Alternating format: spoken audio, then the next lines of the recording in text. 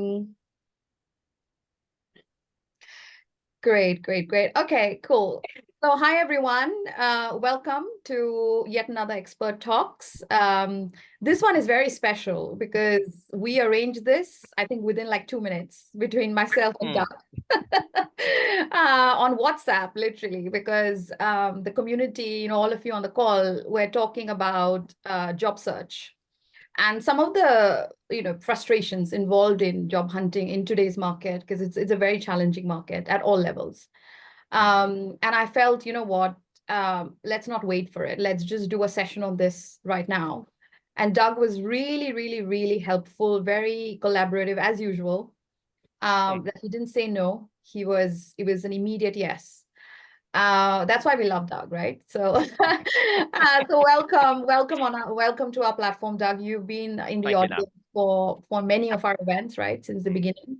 So it's great to have you. I've personally known Intelligent People since the time I was a product manager, so many years ago, and I can vouch the fact that you guys have been doing product for many years. Oh, thank you. You didn't just pop up. You've been doing this for a long time. Yeah. You've been through the whole kind of journey of product management in the UK. And I've been your candidate many, many, many times, I think, in the past, right? And now we talk a lot about different things. So this is a 60-minute session, but the first kind of probably 15 to 20 minutes, I'll speak to Doug. I'll just ask a few questions. Okay. It's basically a summary of what we hear in the community, so some of those themes I'm going to touch upon. And then Yeah. after that, I'm going to open it to the audience because I'm sure the audience will have a lot of questions. Okay. So feel free to ask. And even whilst I'm speaking to you, it'll be good if the audience can post their questions on the chat whenever you feel like. Just as all our events, I always say every event, whether it's online or offline, it's a brilliant network opportunity for the audience. Yep. So please feel free to post your LinkedIn profiles in the chat box only if you want to, because it's a brilliant opportunity for you to add new contacts as well. And it's all product people, so it's a safe environment. Don't worry. No spammy people are in this room. So please feel free to share your LinkedIn links. And I'm sure you will add a few more friends today through this event. So Doug, welcome. Hi, Nam. Tell us Hi, a bit everyone. more. I'd love to hear a bit more about, obviously, Intelligent People, your amazing mentoring program, which we are partners of. So Yep. you're our Thank partner you. for mentoring. And thirdly, the job market. What is happening? Okay, how long we got then? So, so we've been doing product for about 20 years.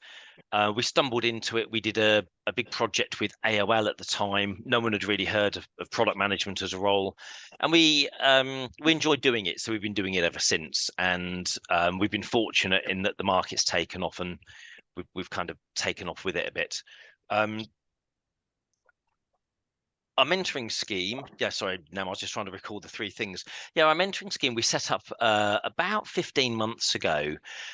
Just as a bit of an idea, we thought this could be something we could do to sort of pay back, and it's taken off really well. And we're obviously delighted that to be your actual partner in it as well. And we've now got 170 mentors on there, and who are people that have really volunteered to say, look, I'll mentor between one and I think the most is like 6 people, and really just help people with their careers. And I would say the mentoring's more about helping people develop their careers over a longer time, as opposed to something specific like, how do I get this job? Now, the mentoring might tie into something like that, but I'd look at it as a bit of a longer term thing. And we did a round table on it, and the benefits of mentoring are really clear. There's a whole load of stats about how people who've been mentored are more likely to be a mentor in the future, but they're more likely to get a promotion. They tend to do better in their careers. And whether, I don't really know about the causality and correlation of that, but there's a clear relation to it. So I would say for anybody, if you don't have a mentor, get one already. Go get one. And in terms of the market, it's really tough. I think it's been the back end of 2023 Q3 and 4 were very, very tough for the tech sector and for anyone in the tech sector. And you know, we work with the tech sector, so the tech sector sneezes and we get flu. And I talked with a couple of I guess you know, the competition you'd call them at ProductCon last week. A couple of really nice guys that are in product recruitment as well, and they were saying, you know, lots of recruitment firms' revenues are down by kind of 30 to 50% in 2023 as opposed to 2022. And so what you know, what does that mean? It means the market is tough out there at the moment. There's been a lot of layoffs, which means there's a lot of really good people on the market through no fault of their own. And there's not as much hiring going on as well. So what we've got is a bit of a congested market where there's fewer jobs than there normally are, and there's more applicants than there normally are. And I think that probably leads to some of the frustrations you've mentioned about, you know, ghosting, etc. I'd also say to the audience as well, I'm not in the WhatsApp group. I've been invited kindly, but I just don't think it's my place. So if there's conversations in the WhatsApp group, you don't assume that I'm party to those. So feel free to bring those conversations up if you wish. Sorry, your colleagues are there. Jess and so Jess and Laura, they are all there. Actually, Chris Mason is in there as well. Okay. Yeah, I know. Who would have thought? But he is. He's having his tea now. I know. So no, it's good. It's great. It's an amazing community. So, you know, when you mention about job market being challenging and some of the recruitment firms' revenues being down, do you actually think that there is a hidden market out there? I mean, or do you think companies are not using recruitment firms as much as they were when there was low supply? Yeah. So there's a bit of both. So when there's fewer jobs, there's often sentiment drives a lot in the market, and it sounds daft because it shouldn't, but it does.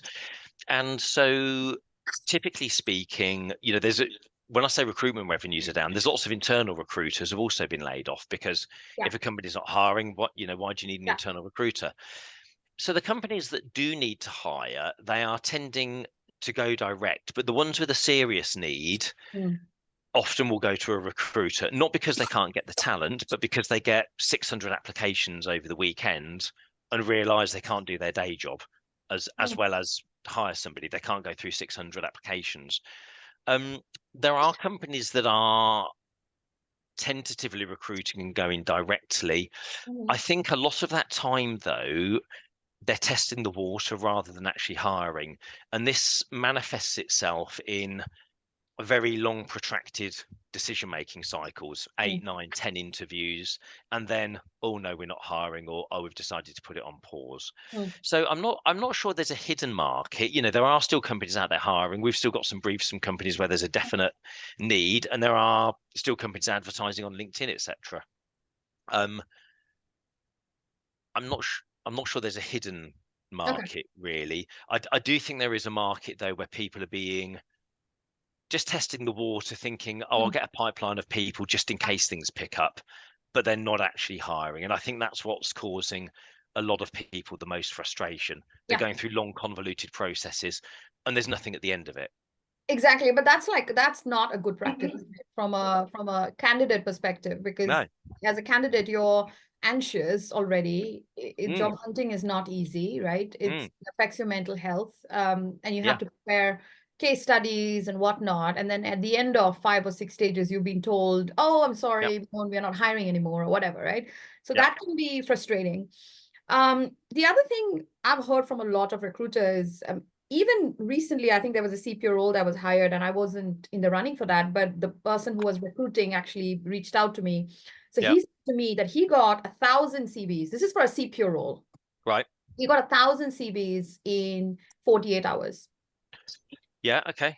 And he actually reached out to me to say, well, I don't know now what to do with it. Like, he doesn't even know where to start. You know what I mean?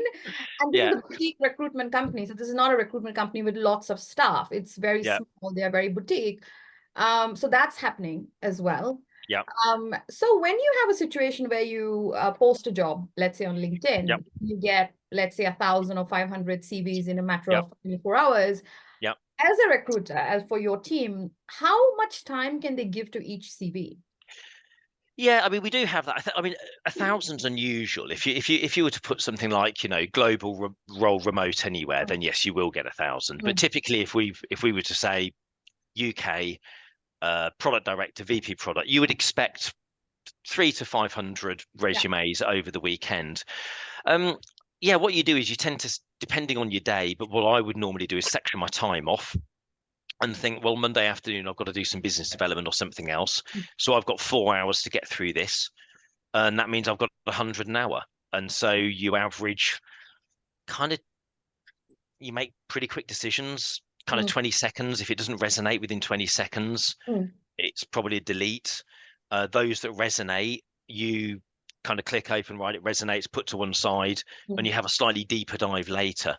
But people will make no decisions quite quickly on things like that. Yeah. So 20 seconds. Yeah, 20, 30 seconds. Yeah. In 30 seconds. I hope everyone's noting it down because this is amazing Yep. information, right?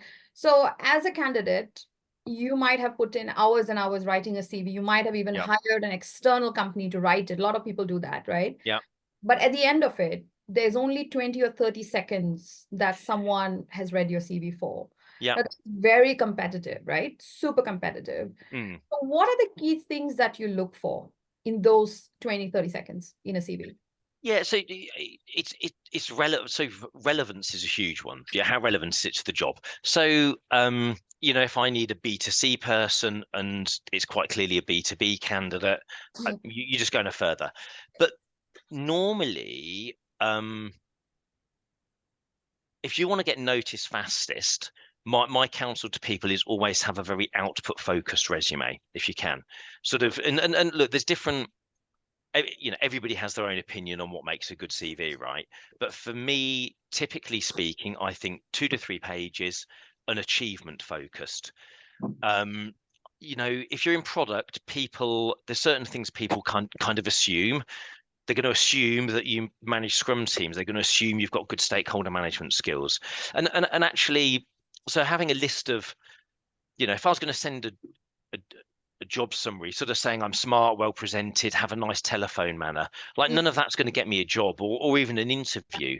People kind of assume those things are for granted. What they want to know is, what can you deliver for me?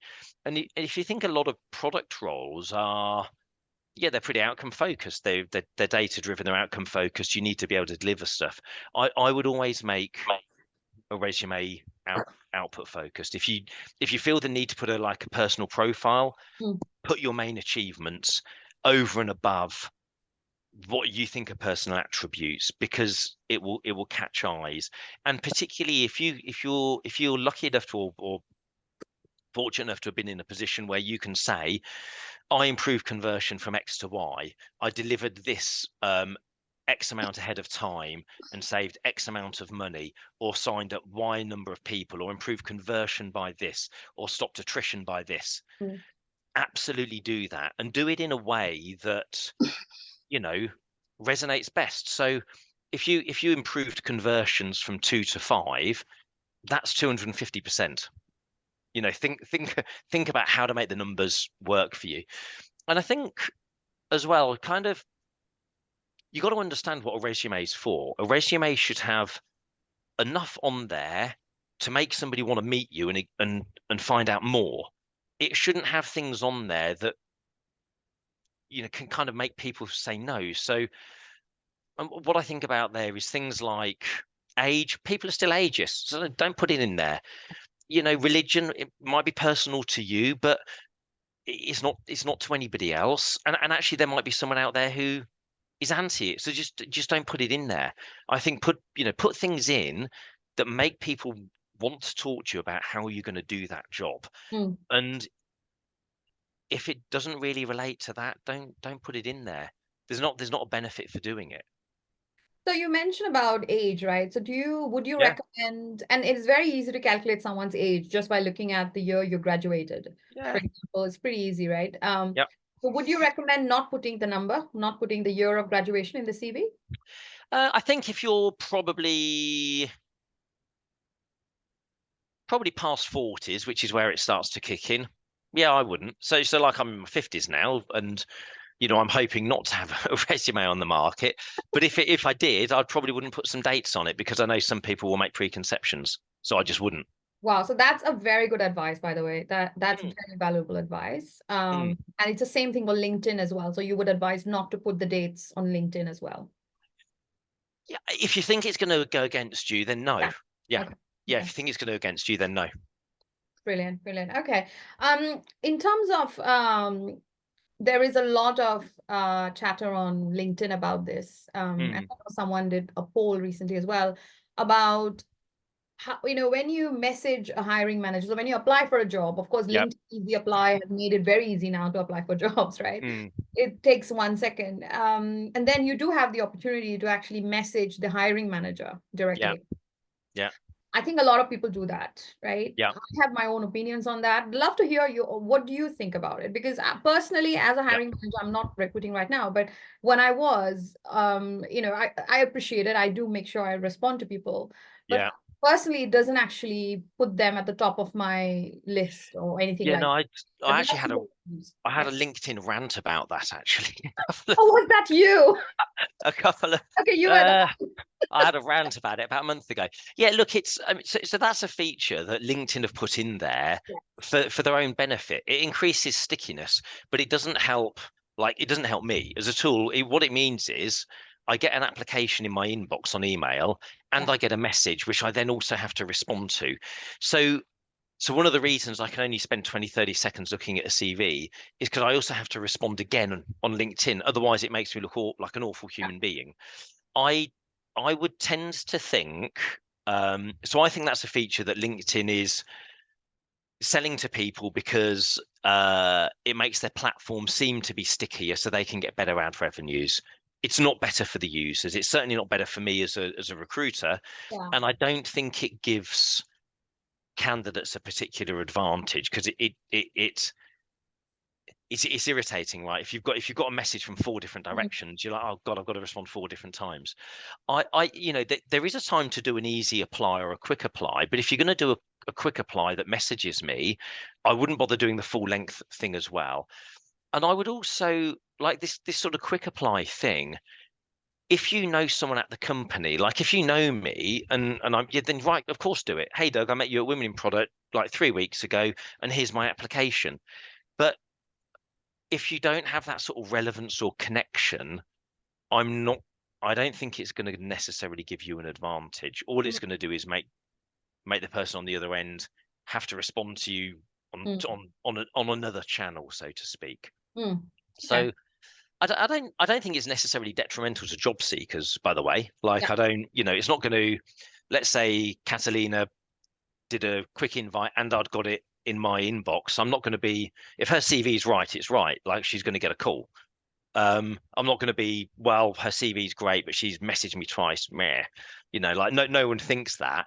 I just don't think it necessarily gives an advantage. Yeah. So yeah. That's very valuable as well. And then there is also, LinkedIn is again full of posts. I always see networking Yeah. as almost like a buzzword right now. It's nothing new. People, I think human Yeah. beings have been networking since the beginning of times. We all social Yeah. animals, but I think because of the market, it has come up as like a top thing you should do. And there's types of networking. I call it intentional networking. There's Yeah. also very transactional networking, which I personally I hate it, to be honest. And then Hmm. there is like networking. I think you said it, right? Purposeful Purposeful, network. which is I love that. intentional networking is Intentional, what you would call it. absolutely. Yeah. Yeah, it's Yeah. intentional. There's Yeah. also give and take. It's not just give. It's two ways, right? Yeah. So what would be your advice? Because again, everybody, I think for people like you and me, we've been Mm, in the industry for many years now, so we do know a lot mm. of people along the way. But for a new PM who started their career just a year ago, like, Yeah. obviously they won't have a big network, like what would be your advice? What is this specifically related to finding a job or? just in Networking career in in total. general, yeah. Just like Yeah. how would you build that network relevant to your sector, let's say? Yeah, it's a good point. So I think being intentional slash purposeful is a very good idea. Um, and being authentic is I'm a big fan of authenticity, which probably means not being too transactional. Mm. So because people pick up on it, right? Yeah, People pick up on it if it's just sort of, yeah. you know, if you're always thinking about what's in it for me, people get a sense of that really quickly. So I Mm. think if you're a sort of a junior PM, there's a few things you can do to you got to think about, well, why are you trying to network? If it's just to learn more about your craft, Mm. then you're here networking right now. You're at Women in Product. You're in a community of people. Get Yeah. yourself a mentor. That mentor will absolutely become part of your network. It's someone you'll get a connection with. Go to other events like ProductCon, etc., and look at who is there and think, who is it I would like to talk to, but more importantly, who would like to talk to me. um and it's sort of make yourself open. So part of networking could even be you paying it forward and saying, well, actually, I'll be a mentor Mm. for people here, or saying, okay, I'll go to ProductCon and actually I'm just going to give my time for the day and give it forward. If does anyone want to speak to me, is there anybody out there who wants their CV looking at, or is there anybody out, I've got 2 years as a PM. Is there Mm. anybody out there who's got a year as a PM and is just feeling a bit lost and wants to have a cup of coffee? So I think there's a number of things you can do depending what outcomes you want to get from it. But I'm a big fan of paying stuff forward as well. Mm. So um you should absolutely network with peers, with people that you can help, and with people that, again, within your sector. If you're keeping an eye on the job market, well, who's the head of product at your competitors? These are are those people going to ProductCon? Mm. If so, you should say, look, I'd love to have a coffee with you just for an informal chat. And it might be that you're then on their radar for the next role that they have coming up. Mm. You might just you might just have like a meaningful conversation about the challenges your particular industry is facing. It might be regulatory challenges. You might kind of swap ideas a little bit, Yeah. that type of stuff. So, but I would be purposeful about it. I think just sort of, you know, turning up somewhere and thinking, I hope people are going to talk to me Mm. isn't the right idea. Exactly. Yeah, Yeah. it's very easy to be lost in the crowd. There's too many people Yeah. out there, and again, this is exactly why, communities like Women in Product exist, because we offer the platform for networking Mm, online or offline. for And sure. that's the reason we do hybrid events actually, because we have people who join internationally as well for these calls, not just Yeah. UK. We actually, yeah, we do get people who join That's definitely good. outside of London, but also outside of UK. And again, it's not about just in person, but offline, online as well. And I think again, Yeah. in-person events add so much value, because the Yeah. world was devoid of these events from during COVID and after, right? And now it's all For open. sure. Yeah, I exactly. think I think on that as well, though. I also think you've got to be sort of you got to be brave sometimes. And when I say that, I think so at ProductCon there was a lot of ladies from Women in Product there as Yeah, well. yeah, we But were you everywhere. yeah, Carl you had was your own thanked me you had your own personally, by the way, table. just so Sorry, you're aware. So Carl sorry. was actually thanked me personally Yes, no, for I met for sending I, the troops. yeah, no, I met a couple of ladies there as well. So Yeah, but I also think it's sort of it's very easy to go to something like that and just stick with the people you know, yeah, yeah, and which is kind of okay. But I think you do need to, I do better networking if I go somewhere on my own. yeah, yeah. Like if I go with Ben, like, and he's bored, he'll just follow me around. Or if I'm bored, I'm like, oh, I think sometimes going to something on your own kind of forces you out of your comfort zone a little bit. And also the thought that you're going to be on your own makes you think, oh, or who could I meet there? Who do I want to have a chat with? And it'll force you to do a little bit of outreach, which is a good thing to do, you know. Yeah, yeah. And to be honest, in my younger days, when I was a PM myself, I used to actually go to a lot of these events alone. Mm. Not because I want to go alone, because like Product Tank used to be in East London, well, Old Yeah. Street, right next to Yeah. my Yeah. office. You Oh, know, right. Okay. yeah, it used to be there. This is like 10 years ago now. And I Mm. would just walk in, and that's where I met some of the most amazing people. And we've grown up together in our careers now, you know. So Yeah. it really helps, because I agree with you. Then you kind of end up making more friends, more kind of Yep. diverse as well, Yep. different industries and whatnot. So yeah, Yeah. always very exciting. Oh, And in terms of just before we open up to the audience in 3 more minutes, I would okay. also love to hear your, I don't know, you guys talk to investors, to Yeah. employers all the time, right? So are you in a position to forecast anything? How we are only in Feb, but we are nearing end of Feb now. Yeah. What do you think the Um, next 6 months, 6 to 9 months would hold from a job perspective? yeah, it's a really good point. So I think there's a few. There's been a bit of a perfect storm, and don't worry, I will come to a point with all this preamble. There's been a bit of a perfect storm, and there's been a few. There's been a few. Do you know the phrase black swan events? Yes. Okay, so for those out there who don't know what a black swan event is that everyone thinks swans are white, but there is actually black swans, and the first that was discovered, no one knew it existed because no one had seen it. So it kind of means the unexpected, and we've had a few of these with the sort of with COVID, with Ukraine, with the recent Middle East conflict, Mm, and with the overhiring and then interest rates going up. And all of these have caused this sort of perfect storm of lots of people being laid off, and they are becoming a bit normalized. So some of the conflicts, people are sort of baking it in. mm, Um, One of the key things I think will happen is inflation did come down last year, and if interest rates come down a couple of points, that will make a massive difference. And I didn't really think about this because I'm not an investor, but I was speaking to a venture capitalist kind of July, August time last year, and he was banging on about the interest rates. And I was like, look, what do you, why is this relevant? And he sort of said, well, look, if you're like a pension fund and you've got 2 billion in assets, mm, if you can put it in the bank and get 6% return safe, you will. If you're only getting 1 or 2% return, you may as well spray and pray and put it into mm, startups. And I just thought, oh God, how have I been working for 20 years and not even done the math on that? But that's a really important one. So I think interest rates coming down will be really, really key. The other thing he said though was that actually venture capitalists are going to start investing soon anyway, because if we don't, we get sacked, which was mm, which was again brutally honest, but self-interest will play a part. And I think so. My sense of it is, I think Q1 feels a bit sticky, but better. I mm, think it won't take much for confidence to return to the market, though. I think if interest rates come down 1 or 2 points, that will kickstart it. And once one person starts hiring, there will be a domino effect where lots of other people say, "Oh my God, wow, they're hiring. I should be hiring."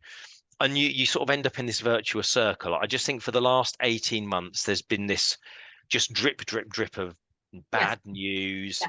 negative events, and all of that just creates uncertainty and doubt. And when there's uncertainty, people get paralyzed. They don't hire. They think, well, I'll just sit it out for 3 months with a creaky product and see what's around the corner. And they hope that there's sun shining around the corner. But once you start, the Mm, domino effect will come. So I'm not an economist. Um, I do feel the market has picked up slightly Q1 this year. I, I think there'll be a tipping point, maybe Q2, maybe at the half year, where we'll yeah. suddenly just start to see a bit of an acceleration. Yeah. That's my sort of gut feel of, but I think it will depend on interest rates, I think, Yeah, as yeah. well. Well, fingers crossed. There's also elections coming up, so Absolutely, yeah. yes. Okay, I'm gonna just open it up to the audience now, I think. Yep, There's a few questions already. yep, Okay, let me just read out. And if you have questions, please raise your hand. It'll be great to make the session a bit more interactive. So please raise your hand. You can ask yep. Doug directly. And if you don't want to raise your hand, you can write it in the chat. And I'm going to read it out. So there was a question at the top. Okay, there's a question from Valerie. What would your advice be for someone who is transitioning when it comes Yep. to being outcome focused? I think she talks about the CV. What do you mean by transitioning? Sorry, as in from one role to another? Yeah, I think Yeah, That Valerie, if you can ask, yeah. Sorry, this is in relation to the CV. You mentioned that to be more, I mean, I guess to stand out more, you should be more output focused. Oh, Yeah, sorry, I think I wrote outcome, but output focused. yeah. So a lot of people are transitioning to PM roles specifically from various different, like customer support or, product marketing. What would you advise how they, I guess, sharpen their CV? Because not everything is related to product outcomes or outputs. So It how it can they highlight that? Yeah. So there's a couple of things. I think firstly, it's a tough time to transition job functions at the moment. It's just tough, and it's tough because uh, if firstly you'll be up against people who've got more product experience, and secondly, people tend to want to make what they perceive to be safer hires when times are a little bit tough. So my counsel initially would be, don't, now's not the time to transition unless you have a compelling reason where you have to. And I do understand circumstances may have Mm. kind of forced your hand, but you can still make stuff output focused, right? So and I think so if you've been in customer service, okay, what were your conversion ratios? How did you improve your customer happiness? How did you improve net promoter score? If you want to show you've got a product focused mindset, you've got to think about these things. And I'm not saying they're easy, but you try and think about what you did that sets you out above the average. I would also suggest as well, if you're currently in customer success or something like that, and you're in a decent job but you just want to get into product, your best avenue at the moment will be to transition internally. So this is back to the networking thing. Who's the head of product? Who's your CPO at the moment? Have you bumped into them in the water cooler? Have you made an effort to make friends with them? Have you spoken to them about customer success and your impact on product? Have you said to them you'd love to be in a sprint session now and again? And have you made it known internally that you would like a move into product? Because if you're a known quantity in your current company as someone who is competent and can get stuff done, you are much more likely to get to transfer internally into a product role than you are externally, Mm. because you've got sponsors there and you're a known quantity. Does that Thank you. help at all? Yeah, it does. Thanks so Okay. much. That's a great advice. There's another one from Emily. Yep. What would be your advice for people wanting to move into a new area of product management? Example from B2B to B2C. Yeah, I mean, I wouldn't go from B2B to B2C at the moment, because B2B is making all the money. It's again, you so you can. I mean, there's a perception that there's fundamental differences in B2B and B2C. Like B2B tends to have fewer releases. It's got to be more robust because it's more mission critical. And it's arguably more about business benefits than the UX.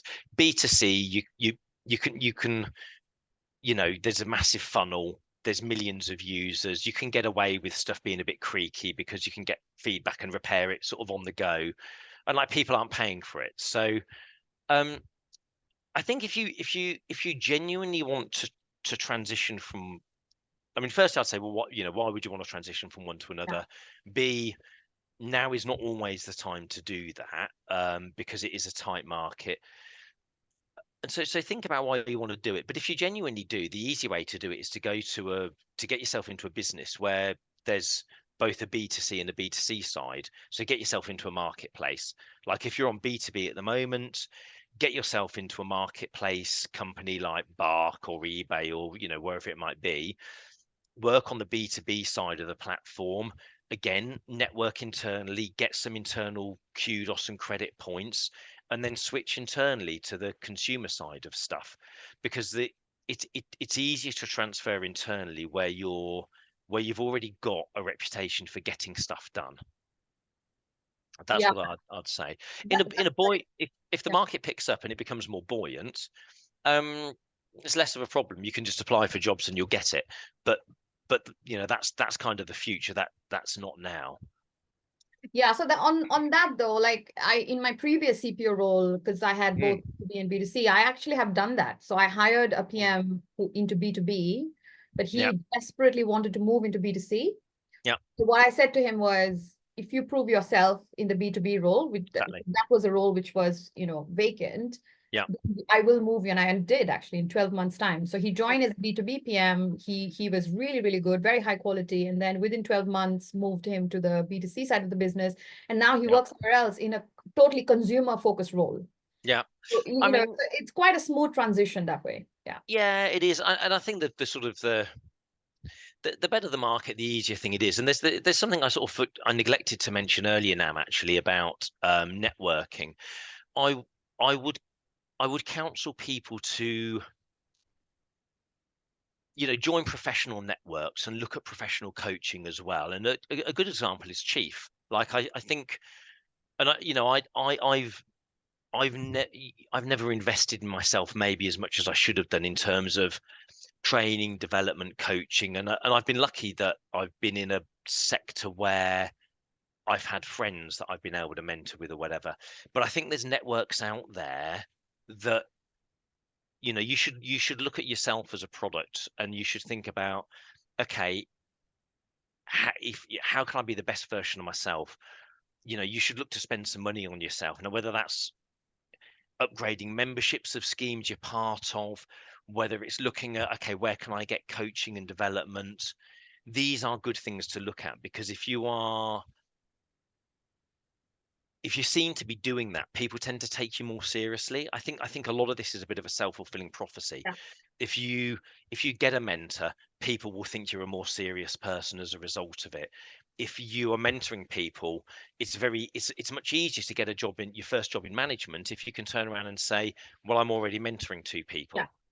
So I think there's a few things there. And I think, if you look at investing yourself, I know, Chief was quite an expensive way of doing it, and that was quite a small Different thing. level as well. Yeah. But it's a different level. But I know there's lots of, I'm not sure there's many actual coaching schemes for guys, but they tend to like join golf clubs or whatever. That's 1,500-1,600 quid a year. But there is now, So there is CPO track, but it's obviously head off so and you've above, got open to men. but I think now, I mean, again, I'm not in your WhatsApp groups, but I think you've got like a next level up of your Women in Product, haven't you, that's got coaching and mentoring and sort of CV writing. So I would sort of say to people, you look at things like this. You should have a personal budget, and where you choose to spend that is kind of up to you, but you should look at developing yourself. And it might be that you think, okay, well, I'm going to get an accreditation on something. Well, is an accreditation going to do you better than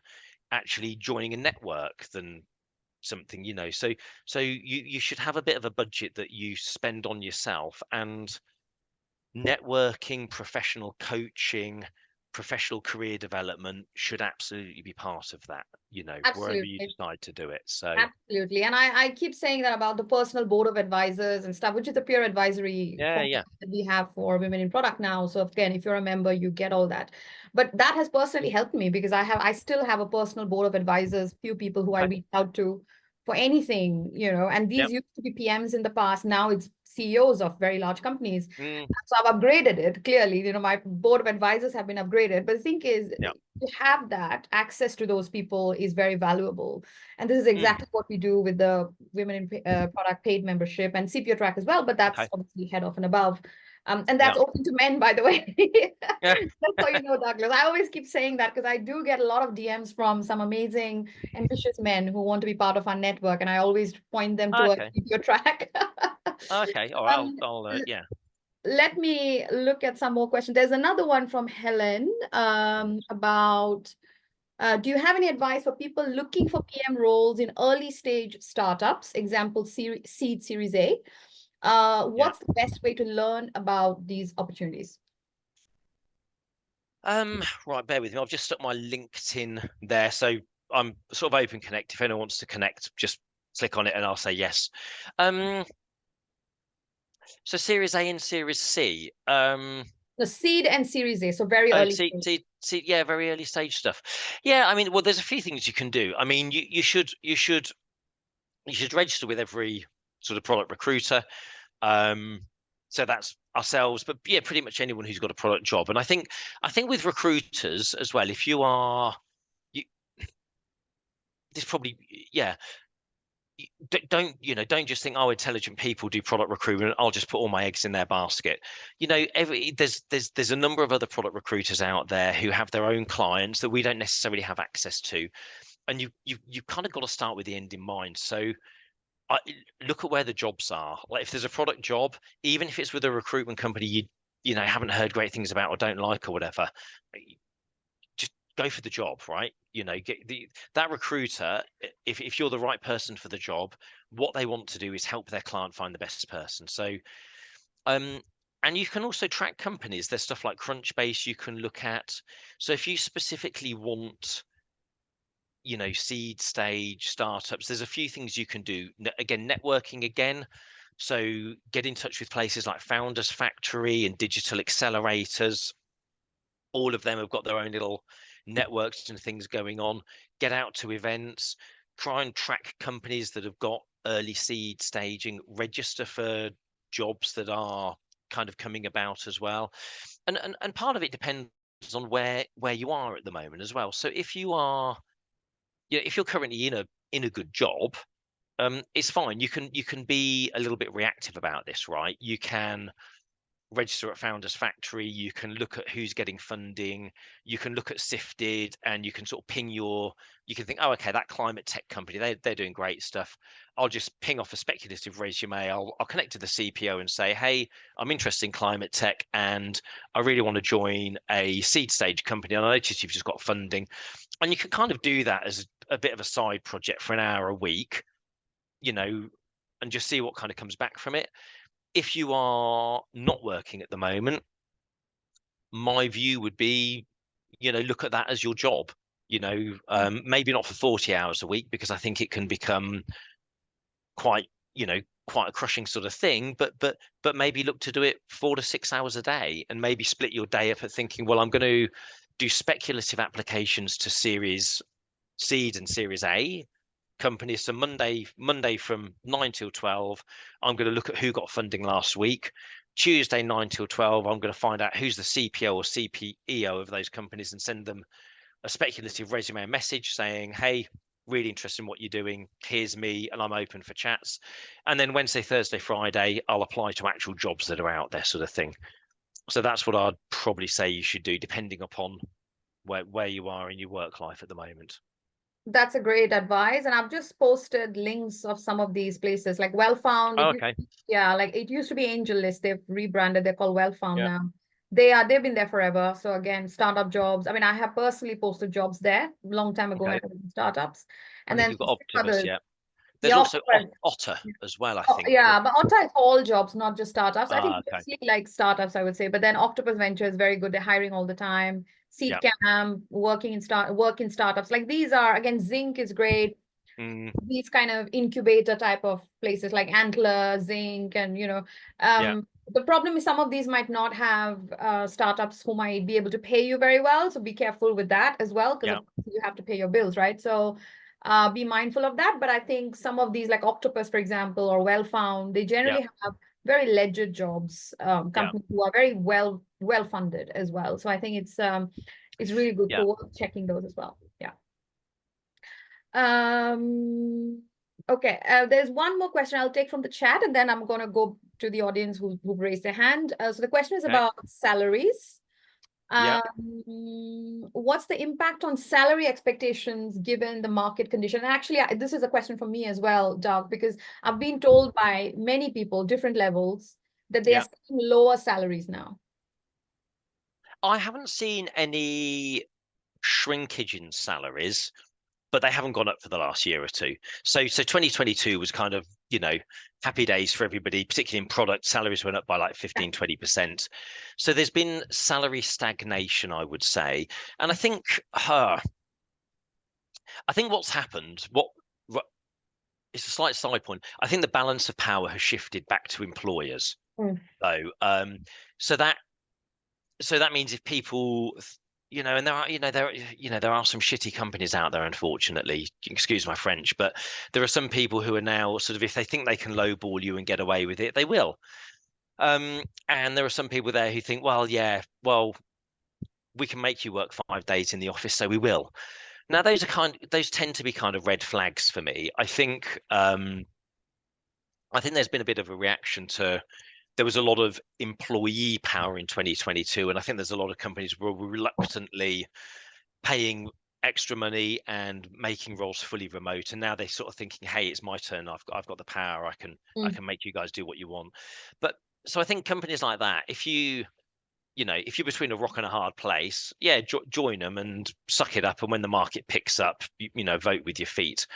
I don't think there's been salary stagnation, and I don't think there's been that many companies insisting on a return to work 5 days a week. But I think it's fair to say there's a little bit less bargaining power. So I think if somebody is offering you, if someone makes a reasonable offer and it's hybrid, like 2 to 3 days a week, I think that's kind of where the market is settling a little bit. And I think if you think of what your salary kind of was around 2022, particularly if you got to pay, if you change jobs or get a pay rise, I think it's probably not moved on since then, would be my sense of stuff. I don't think they've gone backwards particularly. That's great. That's a good answer. I'm just going to go back to Namita because I think her hand has been up for a long time. Okay. Go for it. What's your question? Hey, firstly, thanks so much for hosting this event. It's been super helpful so far. I just had a question around, like, I know we've touched upon some other kind of areas to look for startup jobs. Is there anywhere else you'd recommend looking apart from just LinkedIn and Otta for kind of general job search? Because those have been kind of my main go-tos at the moment, but I'm not sure if there's other options out there. Oh, what happened to total jobs and stuff? That's still there, right?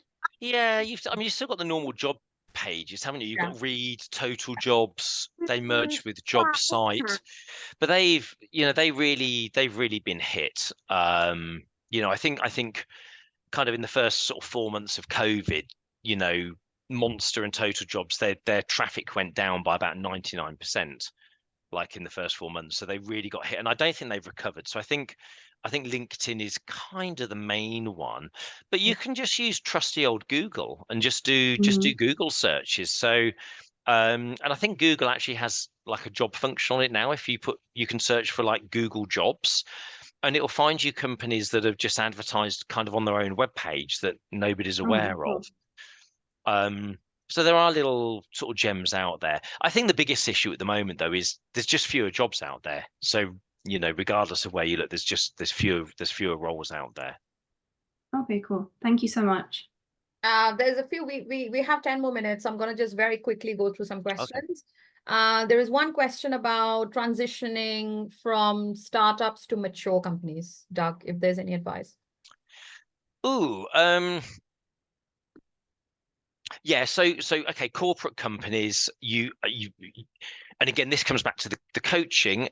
If you want to go from a startup to a corporate, I would absolutely pay for some coaching, or get a mentor, because it's very, very different. And the difference is in a startup where there's, 6 of you, you can make mistakes, you can fail, you can just like build shit, break stuff, and okay, whatever, that didn't work, we'll do it again, we'll do it all over again. You don't have interdependencies, etc. And Namal, I'm sure, back me up on this. You join a big company, 50% of your time is in internal meetings looking at product dependencies, technical debt. Oh my God, if you do this, how's it going to affect this? Well, if you release the mobile app, that might have an effect on how our payroll software gets run. And oh my God, if you do that, what if it cannibalizes this? And you just get lots of different stakeholders with and baronies and fiefdoms with lots of different political things. And you releasing a mobile shopping app in the UK makes the person that runs the web app in the US terrified they're going to lose their power. So they become obstreperous because they're scared that their future is going. And it's a very, very different job. You have to navigate, you have to understand. It's less about how good the product is, and it's more about how you can manage the stakeholders to get releases done in time. And it might not suit you. Like, I couldn't work at a corporate. I've been working for myself for too long. I wouldn't have the patience. So, but if you want to do that, absolutely speak to people so that you know you're making the right decision beforehand, and then that you've got the skills so that you can, when you go into the interviews, you can talk about stakeholder management and interdependencies and whatnot. Yeah, I mean, we'll do a separate session on that Mm. anyway, because that's a whole panel in itself. There's a whole talk in itself. But I think you're right, Doug, and my career has been mostly in larger companies. And yes, I mean, I think the soft skills play a huge role in those kind of companies. But also stakeholder management, you might even need a degree in politics sometimes to deal with it, Yeah, totally. that kind of stuff. So, but it's not all doom and gloom. I mean, large enterprises are also really good places to work, and brands matter in your CV. They actually add a lot of value in your CV. Absolutely. It's just that you might need slightly different skill sets compared to, let's say, working in a startup. It's different jobs. It's not the same. And this is what I keep saying as well. Like even at the CPO level, a CPO job at a startup is very different from a CPO job at an enterprise. These are different jobs. Yeah. Absolutely, it is. Absolutely.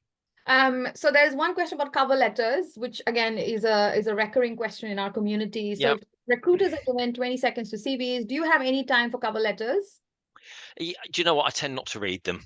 And I would spend that time tailoring your CV. And I tell you for why. And then this is a really cynical viewpoint, but a lot of the time, a cover letter is 5 paragraphs of somebody often papering over the cracks in their resume. Like they're sort of, well, I don't have this, Doug, but this is why this suits, and blah blah blah blah blah.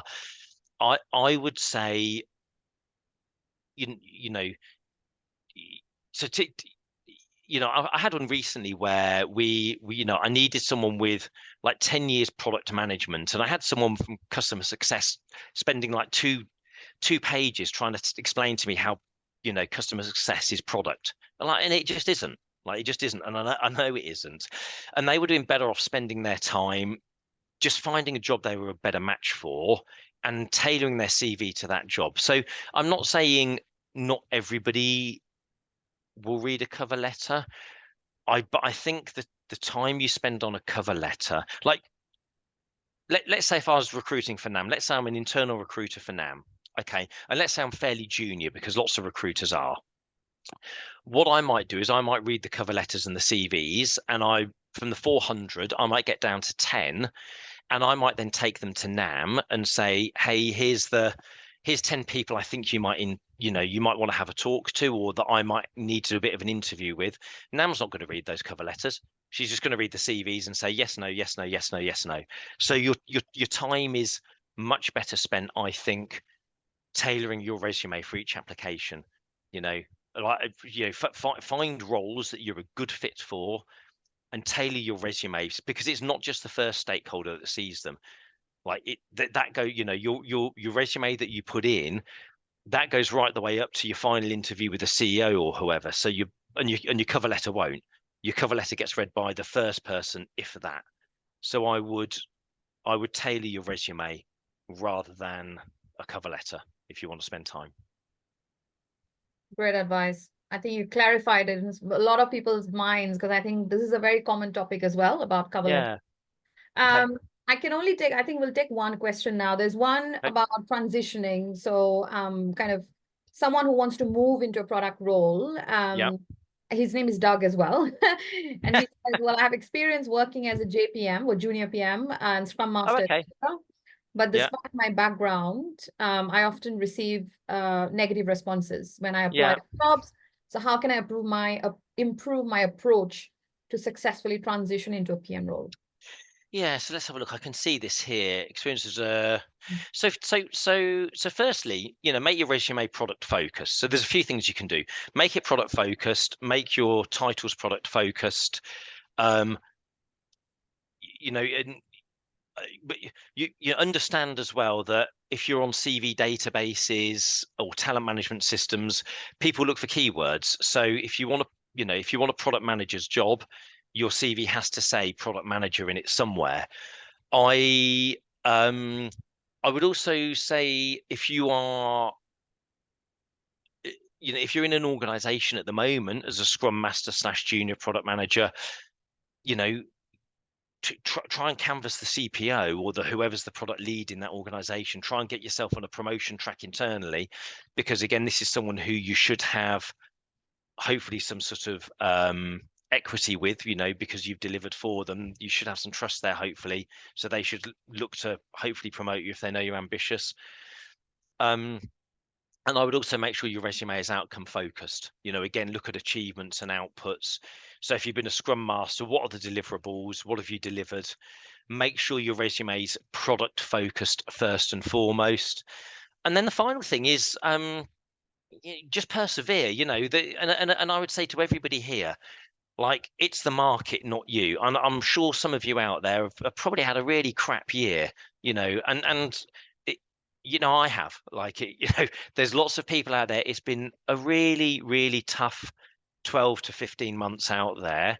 And there's a lot to be said for, getting your head out of the weeds. And this is why I was saying, sort of, if you're looking at a job hunt, treat it as a job, but give yourself time and space. Like, get out for a walk in the afternoon, breathe the air, touch some grass, and understand that it's a really tough market at the moment. And if you're not getting applications, if you're being ghosted, it's not you, it's the market. And I say that genuinely. You're all good people with all good skills. And in 2022, none of us would have been having these conversations. You'd have all been saying, hey, I've got 3 offers. Which one do I choose? So it's things have happened outside of everybody's control a little bit. Give yourself a break a little bit. Give yourself a break, take some air, and understand it's not always you. That is very sweet, by the way. I think if it was 2021, candidates would be ghosting the recruiters. That would have happened, right? That did happen, I think. Yeah. So yeah, for sure. Yeah. Yeah, it's a very difficult time, but I think It is. but there's a lot of great tips. I hope everybody found it useful. We have 1 more minute. I would really like to say that we've got 2 events coming up. There's one on 29th of February, and I think Doug will be there as well, right? Yeah, so I'm pleased to say hello to everybody. I'm, not great with names and faces, but honestly, just come and say hi. I'm on my own, so it's purposeful networking. So he's not coming with his gang, he's alone. But then we will have some of my other kind of recruitment contacts are probably there. But again, it's a CPO panel. So yeah, we'll see a lot of CPOs there, and a lot of them are hiring as well. Actually, they are also hiring managers. They're not just CPOs. So it is a CPO panel. So it's me plus 3 other chief product officers, and actually all 3 are hiring. So if you're in the job market, please come say hi, especially to those who are hiring if you are looking for a job. But again, it's a in-person event, so brilliant opportunity to share a few drinks, some food, and just mingle, right? So hope to see most of you on the 29th of February. And then we have our International Women's Day event with a top venture capitalist called Eileen Burbidge. She was the first investor at Monzo. She's fascinating. She's amazing. She's larger than life. I'm very excited to host her on this platform. So she's going to be here with us on the 7th of March. She's the CEO of Fertifa, which is a female health company. They are also hiring very actively. And actually, today she messaged me to thank me because a lot of their candidates are from WIP. Oh, right. Okay. A lot of their candidates are actually from Women in Products. So they are also actively hiring. They're highly funded startups. So she is our guest for 7th of March for the Women's Day panel. I've shared a discount code in the chat. It's IWD 2024. And Doug, please use that as well. Please do come for these events. Again, we make these events for you. It's only for you. It's not for me. So make sure you're part of it. And as usual, if you like this event, this session with Doug, which personally I think has been fascinating. So if you enjoyed it, please post about it on LinkedIn. Please tag Doug, Intelligent People, myself, Women in Product, LinkedIn, because as you know, we don't do any marketing. We don't spend a penny on marketing. It's all about the members, so please do share about it if you liked it. And I hope to see you very soon in the next event. Sorry, Nam, I just wanted to say something to everyone before they leave. I've made a post of Douglas, your 5 top tips on our Instagram. And I've added the link in the chat, so for all of you guys to go and check it out. It's just a piece of you guys, and I included one of your answers. I thought it was really, that resonated with me. So please go check out the link in the chat and go support our Instagram. That is so efficient. Right. Thank you so much, Douglas. Thank you so much. No, not at all. No, thank you, Nam. And yeah, I'll hope to see everybody Thursday. Yes. See you very soon. Take care. Good night. All right. Cheers all. Thursday. Bye-bye. Bye. Bye.